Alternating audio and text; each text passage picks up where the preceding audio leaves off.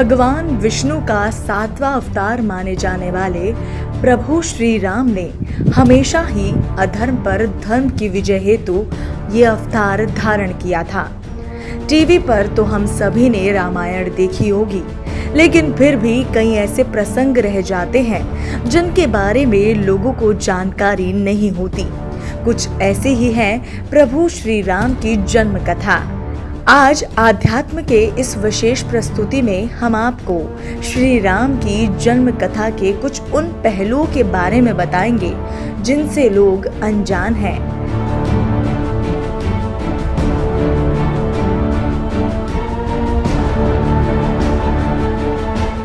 प्रभु श्री राम प्राचीन भारत में अवतरित हुए भगवान हैं। हिंदू धर्म में भगवान विष्णु के 10 अवतारों में से भगवान श्री राम 7वें नंबर पर थे। रामायण ग्रंथ में प्रभु श्री राम के विषय में हम सबको संपूर्ण जानकारी मिलती है। भगवान राम को मर्यादा पुरुषोत्तम कहा जाता था। हिंदू धर्म में भगवान श्री राम को बहुत ही अधिक पूजनीय माना जाता है।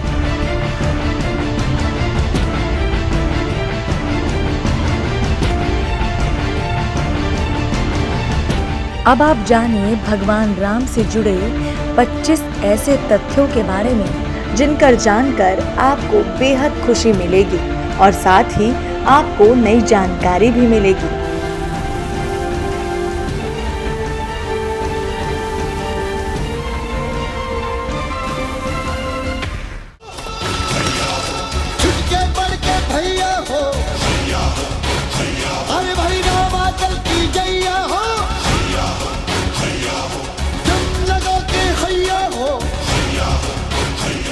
श्री राम की माँ कौशल्या कौशल देश की राजकुमारी थी। इनके पिता का नाम सकौशल व माता का नाम अमृत प्रभा था।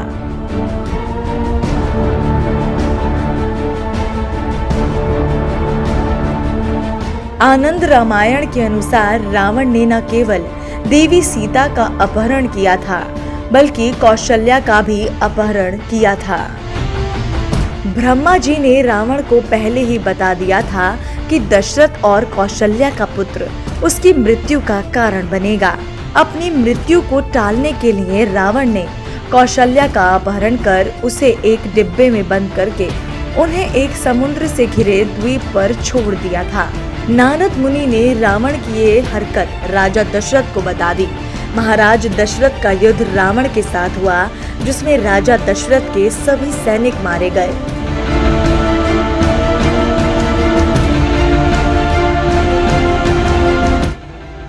राजा दशरथ एक लकड़ी के लट्ठे के सहारे उस द्वीप तक पहुंचे, जहां पर नारद मुनि और अन्य ऋषियों ने उनका विवाह संपन्न कराया। श्री राम की एक बहन भी थी जिसका नाम शांता था, जिसको बचपन में ही कौशल्या ने अपनी बहन वर्षणी व अंग देश के राजा रोपत को गोद दे दिया था।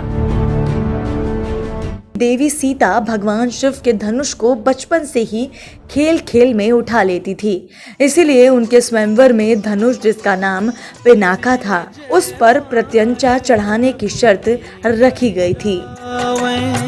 सीता राम की जय सब दावे। एक बार रावण जब भगवान शिव के दर्शन करने के लिए कैलाश पर्वत गए, उन्हें मार्ग में नंदी मिले, जिनको रावण ने वानर के मुंह वाला कहकर उसका उपहास उड़ाया। नंदी ने तब रावण को श्राप दिया कि वानरों के कारण ही तुम्हारी मृत्यु होगी।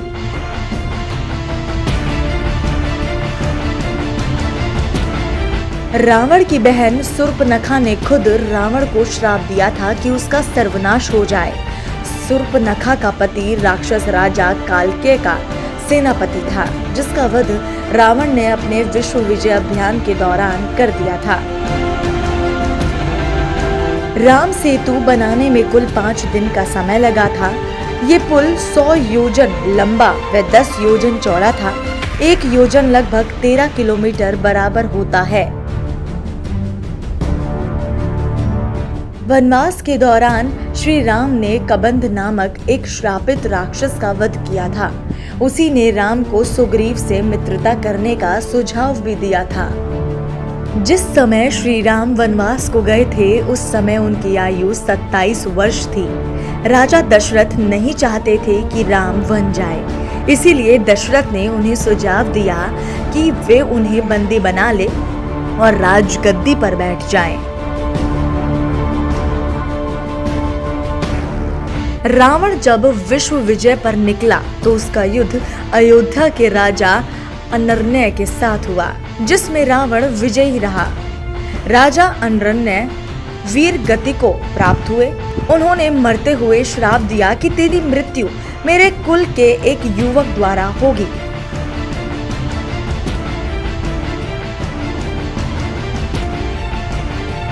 वाल्मीकि रामायण के अनुसार एक बार रावण अपने पुष्पक विमान से जा रहा था। उसने एक सुंदर युवती को तप करते देखा। वो युवती वेदवती थी, जो भगवान विष्णु को पति के रूप में पाने के लिए तपस्या कर रही थी। रावण उस पर मोहित हो गया और उसे जबरदस्ती अपने साथ ले जाने का प्रयास करने लगा। तब उस तपस्वी युवती ने रावण को श्राप दिया कि तेरी मृत्यु का कारण एक स्त्री बनेगी, और उसने अपने प्राण त्याग दिए। भरत को अपने पिता की मृत्यु का आभास पहले ही हो गया था। उसने स्वप्न में देखा कि उसके पिता काले कपड़ों में लाल रंग की फूलों की माला पहने हुए गधे से जूते एक रथ में बैठकर दक्षिण दिशा में जा रहे हैं और पीले रंग की स्त्रियां उन पर फूलों की वर्षा कर रही हैं।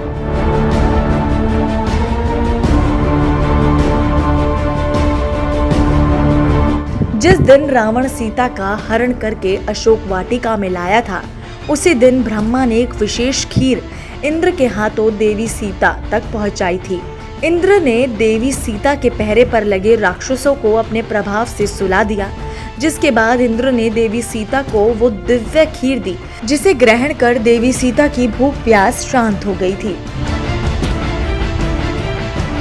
एक बार रावण ने शिव को प्रसन्न करने के लिए कैलाश पर्वत को अपने कंधों पर उठा लिया था, जिससे माता पार्वती बहुत क्रोधित हुई। उन्होंने रावण को श्राप दिया कि तेरी मृत्यु एक स्त्री के कारण होगी।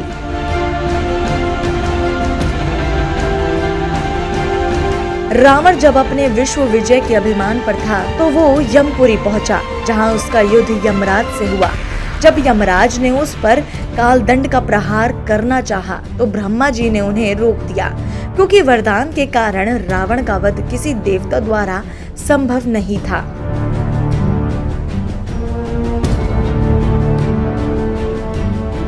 माना जाता है कि गिलहरी के शरीर पर जो धारियां हैं वो भगवान राम के आशीर्वाद के कारण है। जिस समय लंका पर आक्रमण करने के लिए राम सेतु का निर्माण हो रहा था, उस समय गिलहरी इस काम में मदद कर रही थी। उसके इस समर्पण भाव को देखकर श्री राम ने प्रेम पूर्वक अपनी उंगलियां उसकी पीठ पर फेरी थी। तब से उसके शरीर पर धारियां पड़ गई। राम रावण के युद्ध के दौरान इंद्र ने अपना रथ भेजा था, जिस पर बैठकर राम ने रावण का वध किया था।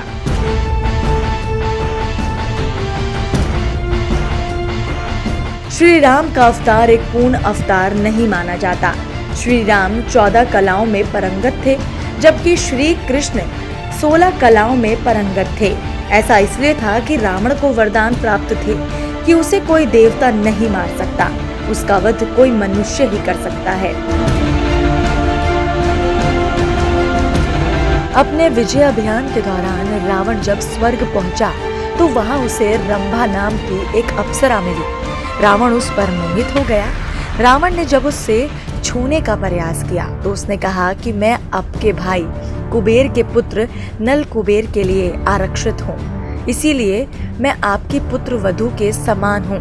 पर रावण अपनी शक्ति में इतना चूर था कि उसने उसकी एक न मानी। जब नल कुबेर को इस बात का पता चला तो उसने रावण को श्राप दिया कि आज के बाद यदि किसी पराई स्त्री को उसकी इच्छा के विरुद्ध छुआ तो उसके मस्तक के 100 टुकड़े हो जाएंगे।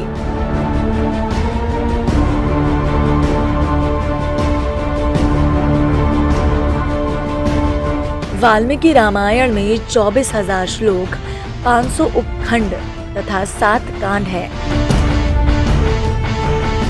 रावण के पुत्र मेघनाथ ने जब युद्ध में इंद्र को बंदी बना लिया तो ब्रह्मा जी ने देवराज इंद्र को छोड़ने को कहा। इंद्र पर विजय प्राप्त करने के कारण ही मेघनाथ इंद्रजीत के नाम से विख्यात हुआ।